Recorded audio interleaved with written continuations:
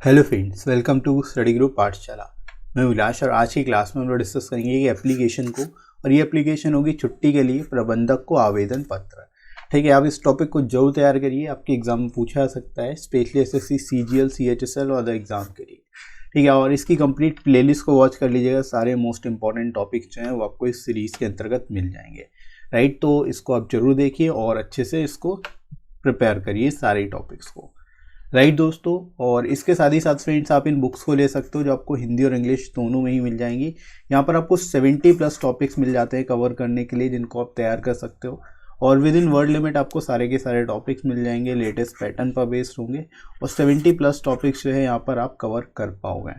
साथ ही साथ लेटर और ऐसे दोनों ही आपको सिंगल बुक में मिल जाते हैं, तो अलग से 2 बुक लेने की जरूरत नहीं पड़ेगी। और सारे जितने भी रेलिवेंट टॉपिक है, मोस्ट इंपॉर्टेंट जितने भी एक्सपेक्टेड टॉपिक्स है, वो सब इनमें कवर किए गए हैं। राइट दोस्तों, और लोएस्ट कॉस्ट में बुक आपको मिल जाएगी, एडिशनल 30% डिस्काउंट भी मिल जाएगा। तो डिस्क्रिप्शन में दोस्तों लिंक दिया गया है, वहाँ से जाके आप डिस्काउंटेड रेट्स में बुक्स को ले सकते हो अपने एग्जाम के हिसाब से, एसएससी, सीजीएल, सीएचएसएल या फिर जीएसटी या आईबीपीएस पीओ के लिए। राइट फ्रेंड्स, तो चलिए शुरुआत करते हैं आज की क्लास को। Let's start. तो क्वेश्चन दोस्तों आपको इस तरह से मिलेगा कि आपका नाम मोहन या फिर प्रियंका है और आप हिंदुस्तान लीवर लिमिटेड के ब्रांच मैनेजर हैं। अपनी कंपनी के एचआर को एक आवेदन पत्र लिखकर 1 सप्ताह के लिए छुट्टी के लिए कहें। ठीक है, मतलब आपको 1 वीक की छुट्टी चाहिए, 1 हफ्ते की छुट्टी चाहिए। इसके लिए आपको क्या करना है, एक एप्लीकेशन लिखनी है एचआर डिपार्टमेंट को। ठीक है, अपनी कंपनी के एचआर डिपार्टमेंट को आपको बेसिकली लिखना है। ठीक है, तो कैसे लिखोगे इसको, इसके लिए क्या फॉर्मेट रहेगा, ये सारी चीज़ें हम लोग यहाँ पर डिस्कस करेंगे। ठीक है, तो चलिए देख लेते हैं आपको कि कैसे इसको लिखना है। देखिए दोस्तों, शुरुआत सेंडर्स एड्रेस से करना है। तो अब देखो, कंपनी के अंदर अगर एक डिपार्टमेंट दूसरे डिपार्टमेंट को अगर लिख रहा है तो हम लोग डिपार्टमेंट का नाम लिखते हैं। ठीक है, तब वहाँ पे एड्रेस नहीं होगा, क्योंकि यहाँ पर आप किसी पर्टिकुलर पर्सन को नहीं लिख रहे हो, यहाँ पे एक डिपार्टमेंट से दूसरे डिपार्टमेंट हो रहा है। एड्रेस तो सेम ही है कंपनी का, जहाँ पर बाकी लोग काम कर रहे हैं वहाँ पर आप भी काम कर रहे हो। ठीक है, तो आप क्या करोगे, अपनी पोजीशन लिखोगे। ठीक है, जैसे कि शाखा प्रबंधक हिंदुस्तान प्राइवेट लिमिटेड, यानी आप ब्रांच मैनेजर हो, और ये आपका एड्रेस हो गया, यानी सेंडर्स एड्रेस हो गया। उसके बाद आपको लिखनी है डेट, जो भी करेंट डेट होगी वो आप डेट यहाँ पर लिख सकते हो। उसके बाद आपको लिखना है रिसीवर्स एड्रेस, यानी किस डिपार्टमेंट को आप लिख रहे हो। एचआर डिपार्टमेंट को लिख रहे हो, यानी मैनेजर, मानव संसाधन विभाग और हिंदुस्तान लीवर लिमिटेड, यानी एचआर डिपार्टमेंट को आपने इस तरह से लिख दिया। मतलब ये आपका रिसीवर्स एड्रेस है। मतलब रिसीव कौन करेगा, मैनेजर, जो मानव संसाधन विभाग के जो मैनेजर होंगे वो रिसीव करेंगे। राइट, उसके बाद आपको लिखना होता है विषय। तो विषय में लिख दोगे छुट्टी के लिए आवेदन पत्र। ठीक है, तो छुट्टी के लिए आवेदन कर रहे हो आप, एप्लीकेशन दे रहे हो छुट्टी के लिए। ठीक है, तो ये आपका यहाँ पर इस तरह से ये फॉर्मेट हो जाएगा। फॉर्मेट का जरूर ध्यान रखना है, आप सभी लोग ध्यान रखना। ठीक है, इसके बाद आपको लिखना है महोदय और फिर कॉमा लगाना है। ठीक है, तो इस तरह से यहाँ पर आप शुरुआत करोगे, महोदय करके शुरुआत कर सकते हो। ठीक है, इसके बाद आप लिख सकते हैं मैं इस आवेदन पत्र के माध्यम से आपको सूचित करना चाहता हूं कि कुछ दिनों से मेरी पत्नी की हालत ठीक नहीं है। डॉक्टर ने उन्हें 1 सप्ताह के लिए पूर्ण रूप से आराम करने की सलाह दी है। ठीक है, तो यहाँ पर आप इस तरह से सिचुएशन क्रिएट कर सकते हो कि किस सिचुएशन पे आप लिख रहे हो। ठीक है, जैसे अगर आप ये सिचुएशन डाल लो कि आप हस्बैंड वाइफ हो, आप में से एक की तबीयत खराब है और दूसरे को उनकी देखभाल करनी है, तो ये सिचुएशन आप यहाँ पर डाल के यहाँ पर छुट्टी मांग रहे हो। ठीक है, बाकी और कोई भी सिचुएशन आप अपने हिसाब से डाल सकते हो जो आपको ठीक लगे।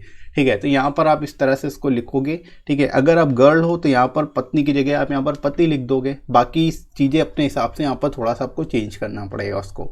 ठीक है, तो बाकी सारा सेम रहेगा, कंटेंट यही रहेगा, चीज़ों को आपको सेम रखना है। बस जहाँ पर पत्नी आ रहा है वहाँ पे जस्ट अपने पति की बात कर देना है आपको। ठीक है, तो ये इस तरह से आप लिख सकते हो। ठीक है, उसके बाद देखो आगे हम लोग मूव करते हैं। यहाँ तक आई होप आप समझ पाएंगे इंट्रोड्यूस कैसे करना है इस टॉपिक को। वह पिछले कुछ दिनों से तेज बुखार से पीड़ित हैं और जब उनकी चिकित्सक जांच हुई तो उसमें टाइफाइड का पता चला।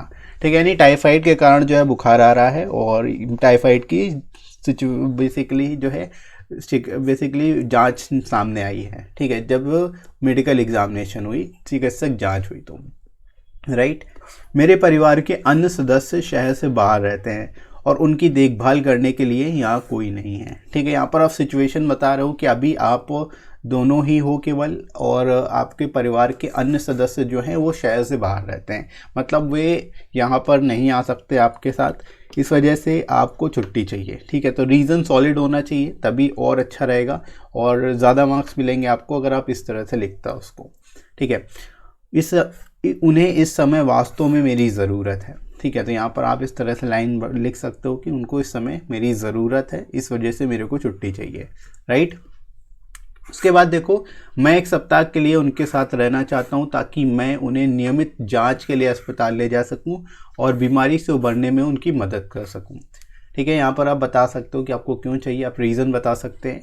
ठीक है, मैंने अपना सारा कार्य पूर्ण कर लिया है और अपने वरिष्ठों को रिपोर्ट भी सौंप दी है। ठीक है, यानी जो आपका कार्य था वो अपना कार्य, कंपनी का जो भी कार्य था वो अपना कंप्लीट कर लिया है, पूरा टास्क कंप्लीट कर लिया है, और जो आपके सीनियर्स हैं उनको रिपोर्ट्स भी सौंप दी है, रिपोर्ट्स भी डिलीवर कर दी है।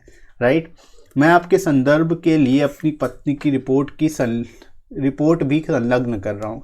ठीक है, यहाँ पर आप इस तरह से लिख रहे हो कि जो रिपोर्ट्स आई हैं उसको भी मैं इसमें संलग्न कर रहा हूँ, मतलब इसके साथ ही भेज रहा हूँ। ठीक है, उसके बाद फाइनली लास्ट पैरा में आप लिख सकते हो कि मुझे आशा है कि आप मेरी स्थिति को समझेंगे और 21 जनवरी से 28 जनवरी तक 1 सप्ताह के लिए मेरी छुट्टी मंजूर करेंगे। ठीक है, ये डेट कोई भी हो सकती है कि आप कब से कब तक लोगे, लेकिन अगर आप 1 हफ्ते की ले रहे हो तो 1 हफ्ते का टाइम पीरियड होना चाहिए, अगर 1 महीने के ले रहे हो तो 1 महीने का टाइम पीरियड होना चाहिए।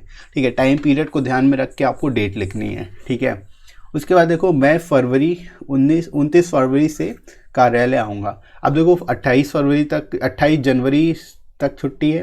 ठीक है, तो 28 व 29 जनवरी से, यहाँ पर आप जनवरी कर लेना है, टाइपिंग मिस्टेक है।